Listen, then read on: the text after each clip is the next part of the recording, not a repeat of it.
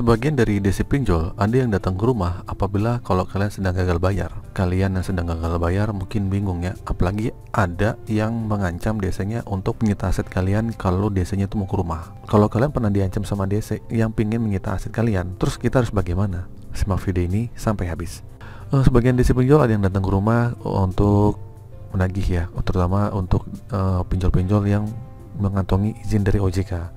Nah, si DC ini diberi waktu ya 90 hari untuk menagih kalian yang gagal bayar. Walaupun ada peraturan 90 hari nggak boleh lagi, tapi tetap ada yang menagih ya. Karena para pinjol ini boleh menggunakan jasa pihak ketiga untuk menagih. Video itu tentang masalah 10 hari saya udah pernah bahas ya di video sebelumnya. Kalian boleh lihat di video-video saya yang lainnya. Nah, meski demikian ya, DC pun sebelumnya tidak semata-mata langsung datang ke rumah saat kalian gagal bayar. Namun sebelum DC datang ke rumah biasanya itu ada penagihan dulu melalui telepon, memastikan kapan debitur melakukan bayaran, chat WA dan sebagainya. Kebanyakan orang takut jika ada DC atau penagihan yang datang ke rumah. Sebenarnya itu nggak perlu takut ya, atau malu jika ada DC yang datang ke rumah. Tapi takut dan malu tuh hal yang wajar ya, karena kalian merasa diri kalian adalah suatu hal yang salah karena salah tidak membayar pinjaman online. Ketika tidak ada kemampuan untuk membayar, ketika kita tidak dapat kemampuan untuk membayar, kita dapat membicarakan dengan baik selama kita memiliki etikat yang baik.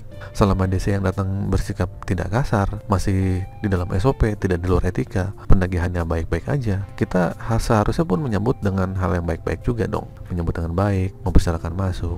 Tetapi jika DC yang datang ke rumah tidak baik, tidak bisa diajak bicara dengan baik-baik, mengancam, bicara kasar, teriak-teriak, apalagi nih ingin menyita atau mengambil barang berharga atau aset kalian ada di rumah. Misalnya ada DC datang nih, saya mau ngambil aset karena kamu nggak bisa bayar nih. Kalau kayak gitu, sebaiknya kalian tuh lapor ke pemerintahan setempat, lapor atau RW, atau bilang aja teriakin maling lah. Intinya kalian jangan takut, karena kalian punya hak untuk mengusir DC. Yang datang apabila melakukan hal seperti itu disebut penagihan yang di luar etika.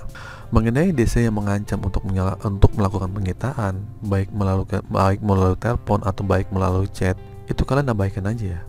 Karena pada dasarnya itu nggak boleh kita minjol barang kita disita, itu nggak bisa. Kita bukan kredit motor yang kredit motor itu diambil, motor pun diambil pun ada prosedurnya sebenarnya. Jadi sebaiknya tidak gentar dengan ancaman seperti itu. Hal ini mengingatkan DC ya, yang menagih utang. Pokoknya kalian tidak boleh menyita paksa barang-barang milik debiturnya, karena itu ada aturan mainnya, ada hukum yang berlaku. Sebab pada prinsipnya penyitaan barang-barang milik debitur yang one prestasi hanya bisa dilakukan atas dasar putusan pengadilan. Oke?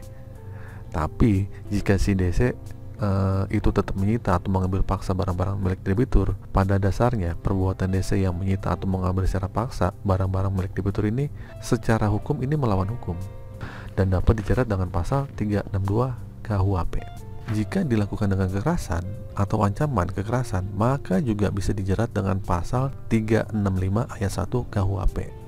Jadi buat kalian semua, jangan takut apabila DC yang mengancam ingin mengambil aset milik kita apabila kita tidak mampu melunasi tagihan pinjaman online. Tidak semua aplikasi pinjaman online itu memiliki DC lapangan ya. Hanya beberapa aplikasi aja yang sudah memiliki tim penagih lapangan, dan itu pun masih dikatakan random. Kalau misalnya di daerah itu banyak yang dikunjungi DC, ya kemungkinan ada gitu kan. Mungkin DC-nya sekalian lewat atau gimana. Atau mungkin tagihan kalian besar di atas 5 juta kah, mungkin DC juga agak rajin karena bonusnya juga akan besar. Tapi kalau di bawah 1 juta udah kalian jauh nih, kalian mungkin DC akan berpikir-pikir ya, ongkos nagih juga agak mahal. Jadi intinya kesimpulannya, kalau kalian diancam sama DC ingin menyita barang aset, itu nggak bisa, itu nggak akan pernah bisa. Oke? Karena kalian pinjol itu nggak akan pernah bisa ada aset-aset yang kalian disita oleh si DC. Kalaupun ada, itu oknum DC, dan itu penjahat, dan itu boleh kita teriakin maling. Oke, itu saja teman-teman. Semoga video ini bermanfaat. Akhir kata, jangan lupa like, komen, dan subscribe. Assalamualaikum warahmatullahi wabarakatuh.